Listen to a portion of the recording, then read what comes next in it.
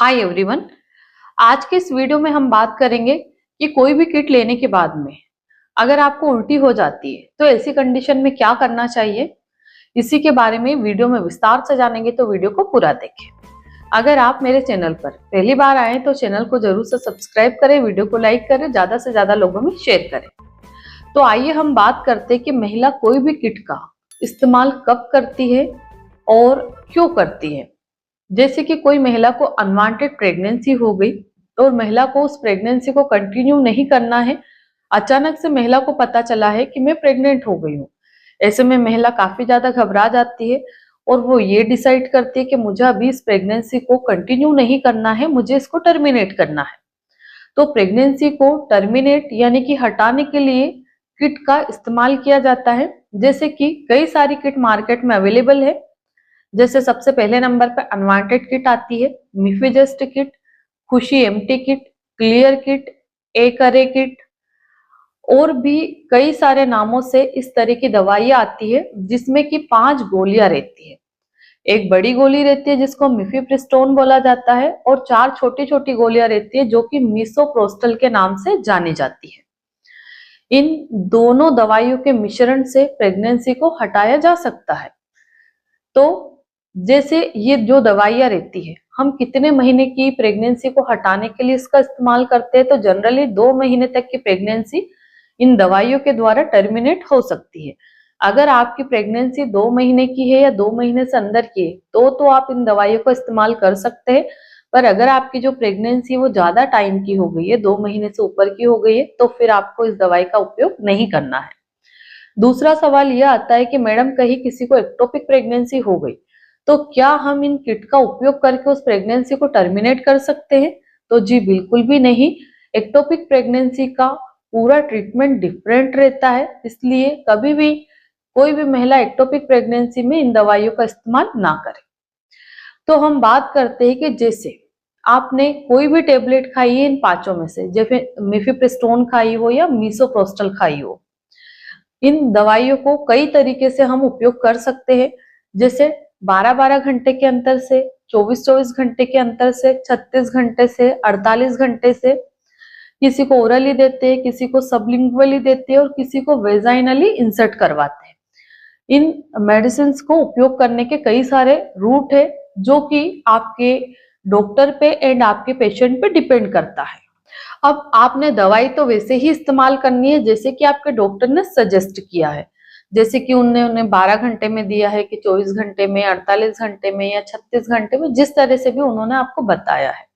अब आपने दवाई ओरली खाई है, यानी कि आप या तो पानी के साथ में इसको खाओगे या फिर मुंह में रख के उसको चूसोगे या फिर बक्कल कैविटी में रखोगे। अब इन टैबलेट्स में से कोई भी टैबलेट को लेने के बाद 1 घंटे से पहले अगर आपको उल्टी हो जाती है, सपोज करिए कि आपको 55 मिनट में वॉमिट हो गई, तो फिर आपको दोबारा से जो भी टेबलेट वॉमिट होती है उसको अगेन रिपीट करना पड़ती है। पर सेम डे नहीं करना है, अगले दिन करना है। जैसे कि आपने एग्जाम्पल के तौर पे आज बड़ी टेबलेट खाई, मान लीजिए 12 बजे, और आपको 1 बजे से पहले उल्टी हो गई, तो आपको वही टेबलेट, बड़ी टेबलेट फिर से बाय करना है एंड दूसरे दिन मतलब कल 12 बजे फिर आपको बड़ी टेबलेट खाना है। मान लीजिए कहीं आपको छोटी टेबलेट यानी कि मिसोप्रोस्टल खाने के बाद उल्टी हुई, तो फिर आपको क्या करना है, जो भी डॉक्टर ने टाइम डिसाइड किया है उस टाइम पे आपको दूसरे दिन सेम टेबलेट बाय करना है और फिर उनको उसी तरीके से खाना है। मान लो कभी कभी ऐसा होता है कि आपके डॉक्टर ने आपको बोला कि चारों जो मिसोप्रोस्टल की टेबलेट है एक साथ मुंह में रख के चूसना है। अब आपने आज रखना थी तो आपने मुंह में रख के चूस भी ली, 50 मिनट में, 55 मिनट में उल्टी होगी। किसी किसी को तो 5 मिनट या 10 मिनट में भी उल्टी हो जाती। तो भी अगर 1 घंटे से पहले आपको उल्टी होती है तो आपको दोबारा से जितने टेबलेट निकली है, क्योंकि अगर आप 40 मिनट या 50 मिनट में वॉमिट करेंगे तो आपको टेबलेट नहीं दिखाई देगी, क्योंकि वो तो घुल जाती है, सिर्फ पानी पानी निकलेगा। तो कई सारी पेशेंट ये बोलती है मैडम उसमें टेबलेट तो दिखी नहीं, मेरी टेबलेट तो घुल गई थी, मेरी टेबलेट ने तो काम कर दिया होगा। तो ऐसा कभी भी नहीं करना है। अगर 1 घंटे से पहले उल्टी हो जाती है तो चाहे आपको उल्टी में टेबलेट ना दिखे कोई दिक्कत नहीं है, आपको दूसरे दिन उसी समय पे जितनी भी टेबलेट आपकी उल्टी के साथ गई है, यानी कि आपने चारों टेबलेट खाई थी एक साथ और 1 घंटे से पहले उल्टी हो गई, तो दोबारा चारों मिसोप्रोस्टल की टेबलेट खरीद के आपको कल उसी टाइम पे खाना है। अब यहाँ पे सवाल ये आता है कि मैडम मैंने तो जैसे टेबलेट खाई मेरी ब्लीडिंग तो तुरंत में शुरू हो गई, फ्लो अच्छा खासा है, क्या फिर भी मुझे दवाई रिपीट करने की जरूरत है?